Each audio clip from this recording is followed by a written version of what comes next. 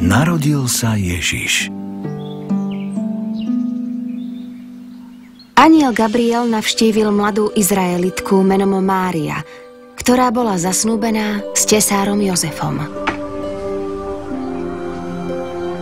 Neboj sa, Mária, Boh ťa požehná. Budeš mať syna a dáš mu meno Ježiš.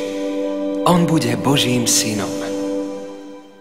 To Máriu veľmi prekvapilo.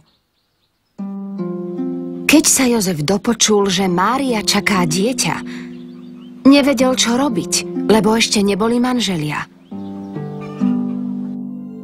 Boh však poslal anjela, aby mu to vo sne vysvetlil. Toto dieťa je Božie. Nazvi ho Ježiš.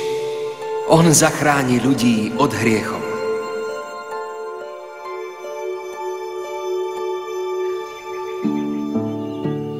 Keď Jozef pochopil Boží plán, vzal si Máriu za ženu.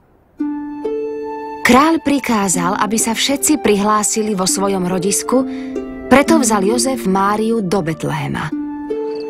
Mesto bolo ale plné a oni nemali kde prespať.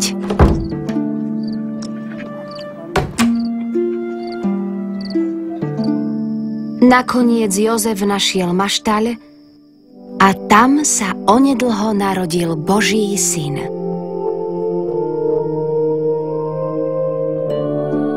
Jeho prvou postielkou boli slamou vystlané jasličky pre zvieratká.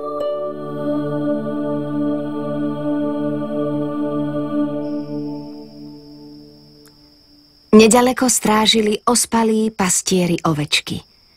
Naraz sa im v jasnej žiare na oblohe zjavil anjel. Nebojte sa, prinášam vám dobrú zvesť. V Betleheme sa dnes narodilo dieťa. Je to váš spasiteľ. Nájdete ho v jasličkách. Potom sa obloha zaplnila spievajúcimi anjelmi.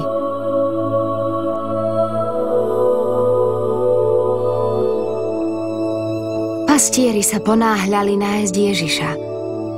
Povedali Márii s Jozefom všetko, čo od anjela počuli.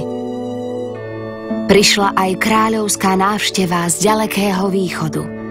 Traja mudrci, ktorí sledovali žiarivú hviezdu, poklonili sa Ježišovi a dali mu drahé dary: zlato, kadidlo a mirov.